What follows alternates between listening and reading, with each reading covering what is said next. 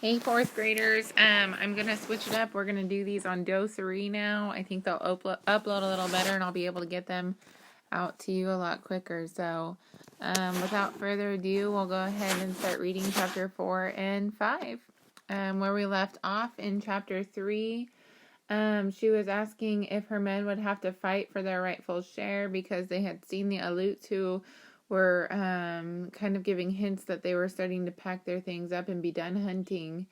And they were worried that they would try to sneak away in the night and wondering if they would have to fight at all. So here we go. The Aleuts left on a sunless day. Out of the north, deep waves rolled up and down the island. They broke against the rocks and roared into the caves, sending up white sprays of water. Before night, a storm would certainly strike. Not long after dawn, the Aleuts took down their skin tents and carried them to the beach. Captain Orlov had not paid my father for the otter that he killed, so when the news came that the hunters had packed their tents, all of our tribe left the village and hurried down to Coral Cove. The men with their weapons went first, and the women followed. The men took the trail that led to the beach, but the women hid themselves among the brush on the cliff. Ulape and I went together far out on the ledge where I had hidden before when the hunters first came.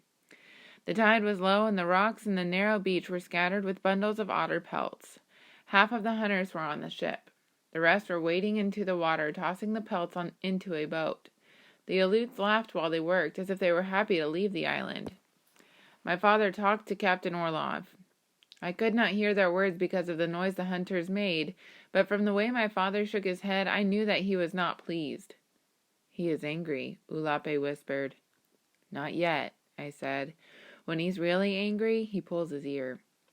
The men who were working on the canoe had stopped and were watching my father and Captain Orlov. The other men of our tribe stood at the foot of the trail. The boat went off to the ship, filled with otter. As it reached the ship, Captain Orlov raised his hand and gave a signal. When the boat came back, it held a black chest with which two of the hunters carried to the beach. Captain Orlov raised the lid and pulled out several necklaces. There was little light in the sky, yet the beads sparkled as he turned them this way and that.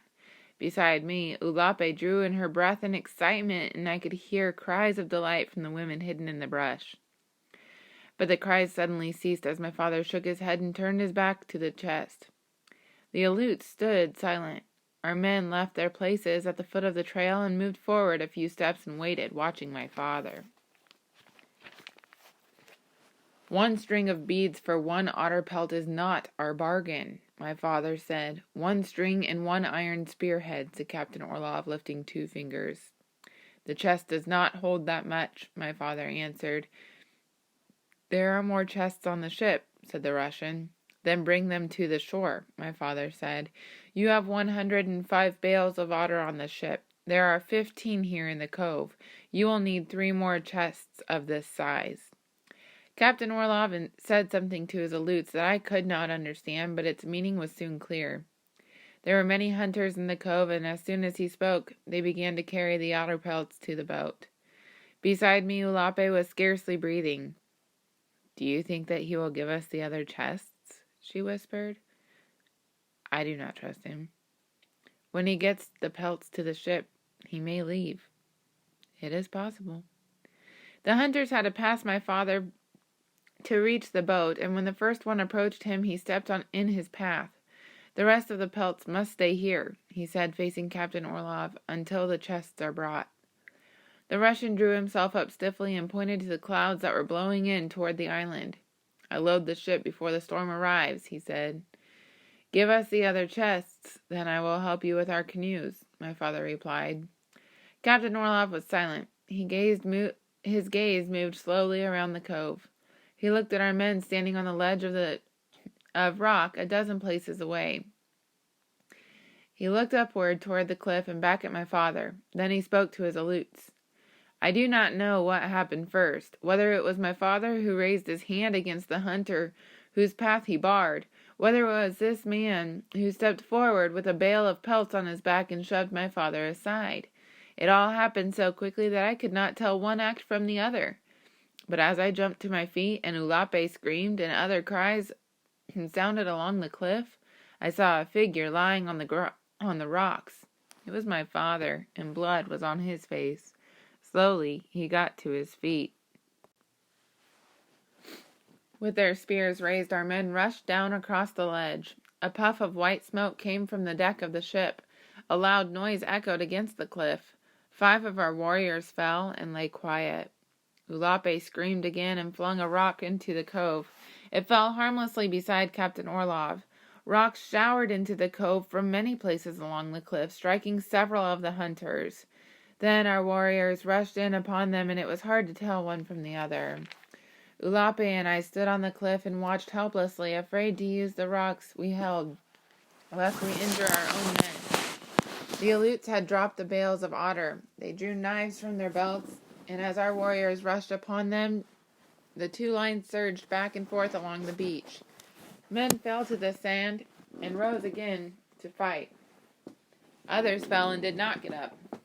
My father was one of these. For a long time, it seemed that we would win the battle, but Captain Orlov, who had rowed off to the ship when the battle started, returned with more of his Aleuts.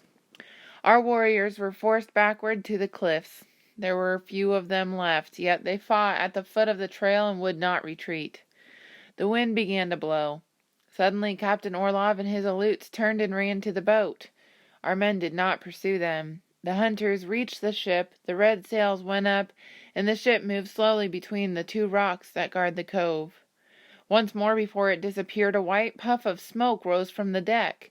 As Ulape and I ran along the cliff, a whirring sound like a great bird in flight passed above our heads. The storm struck as we ran, driving rain into our faces. Then other women were running beside us, and their cries were louder than the wind. At the bottom of the trail, we came upon our warriors. Many had fought on the beach. Few had left it, and of these, they were all wounded. My father lay on the beach, and the waves were already washing over him. Looking at his body, I knew he should not have told Captain Orlov his secret name. And back in our village, all the weeping women and the sad men agreed that this had so weakened him that he had not lived through the fight with the Aleuts and the dishonest Russian. Okay, chapter 5. That night was the most terrible time in all memory of Galasat. When the fateful day had dawned, the tribe numbered 42 men, counting those who were too old to fight. When the night came and the women had carried back to the village those who had died on the beach of